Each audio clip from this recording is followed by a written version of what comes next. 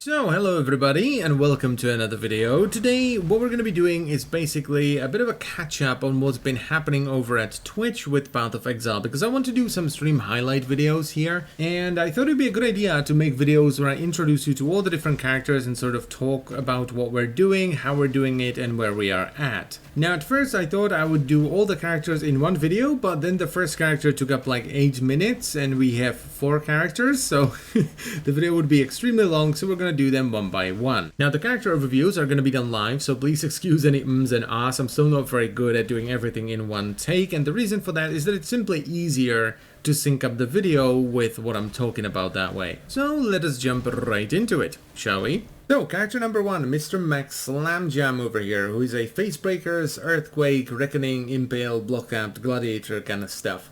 This was actually my league starter. I league started it as a 2H slam build, which was starting with Earth Shatter, then I moved into Earthquake, and eventually we got a Deberon's Dirt, so it ran with Ice Crash, but now I got a bunch of good Facebreakers, so I switched him into that. The Facebreakers we have are 797. I actually got multiple really good Facebreaker pairs. I got 795, 797, and 798. I vowed all of them, didn't get any curses on them unfortunately. So that's the pair of Facebreakers we have. That's about as good as it gets in SSF. We have a Break Stygian Vice with some life and res. I was curious to see what happens when you synthesize a Stygian Vice, and I should have googled it because it just straight up removes the socket, so don't do that. Pretty basic boots with just a little bit of life, some res, and movement speed. A pretty basic steel ring as far as harvest is concerned, because it's very easy to get T1 Fizz. I still need to fix the life on this because it's very low, and then it just has some Fizz Leeches life and, you know, that kind of stuff.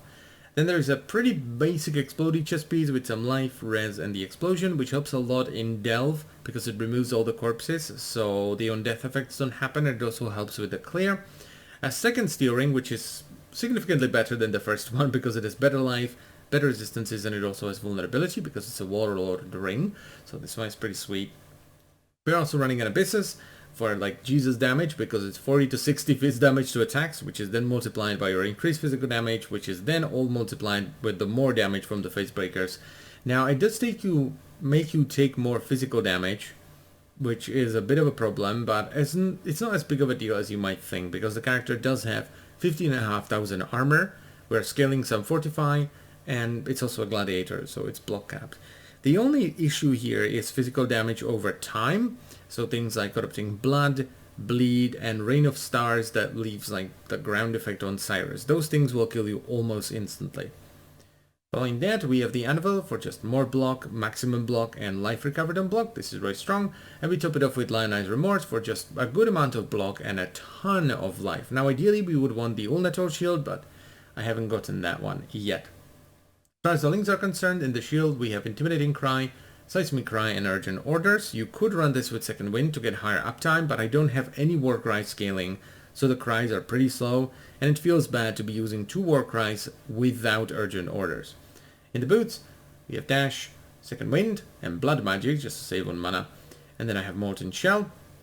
In the gloves, we have Reckoning, Brutality, Concentrated Effect, and Increased Area of Effect. This is actually a big chunk of our single target damage. And the reason why I'm running AoE and Conk Effect is because they are corrupted, so it takes Val Orbs to recolor them. And Val Orbs are pretty damn important for a character you will see in a little bit, so I don't want to use them here. And in the helmet, we have Flesh and Stone, Dread Banner, Pride, and Portal, because I just like Portal, so that's our reservation there. And for the main links, we have Earthquake. I don't have a high quality Val Earthquake, so I'm just using this one for now. Linked with Fortify, Impale, Fist of War, Brutality, and Pulverize. The tree is pretty straightforward. You just pick up all the life, all the block, all the attack damage while wielding a shield. You have Impale, a little bit of armor, some Fortify scaling, Resolute Technique, and that's pretty much it. The only weird thing is here, near the Scion area, I picked up all the resistances to remove some stress from gearing. I then picked up all the block nodes over here to help block up me.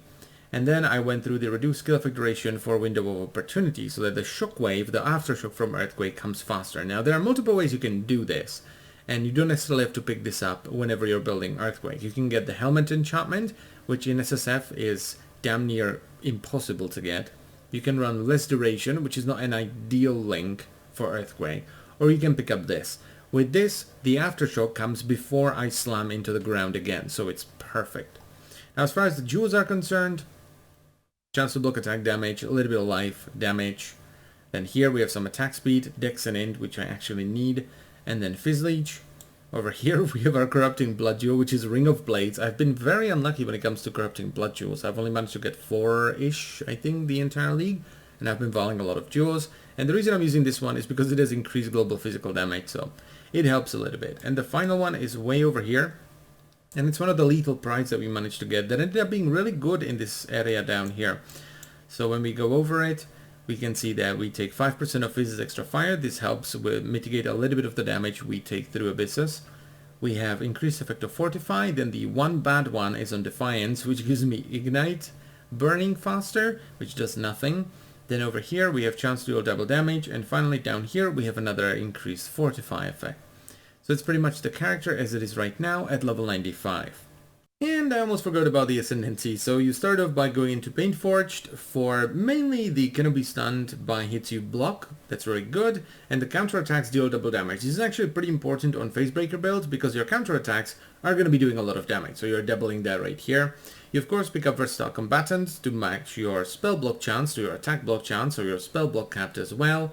You pick up Violent Retaliation for the max block and also more block as you keep blocking.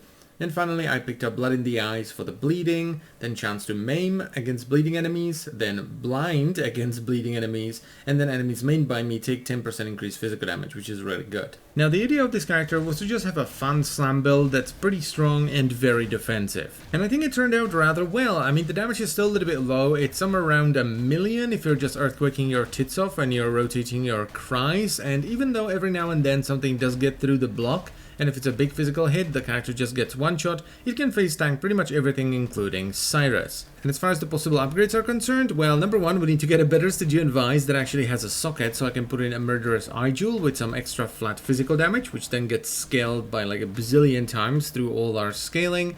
And we can of course get the Ulnetal Shield, which is going to give us a lot of single target thanks to the level 30 Reckoning. Next, there's the second ring, which just has a low life and pretty mediocre resistances, so we need to pump that up as well through Harvest, and we could of course get a better Explodey chest piece that just has more armor, more life, and just more goodness. The final and probably the biggest upgrade, which will only be possible once we get the Ulnetal Shield, is going to be a Warlord Amulet with maximum block, T1 Fist, T1 life, and then some suffixes on top of that. And that is pretty much it for Mr. Mech Slamjam over here, the Facebreaker Earthquake Gladiator.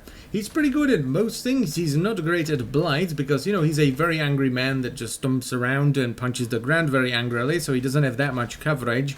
But everything else outside of blight is pretty damn solid. So I thank you very much for watching. As always guys, I hope you have enjoyed the video and I will see you some other time. Bye bye.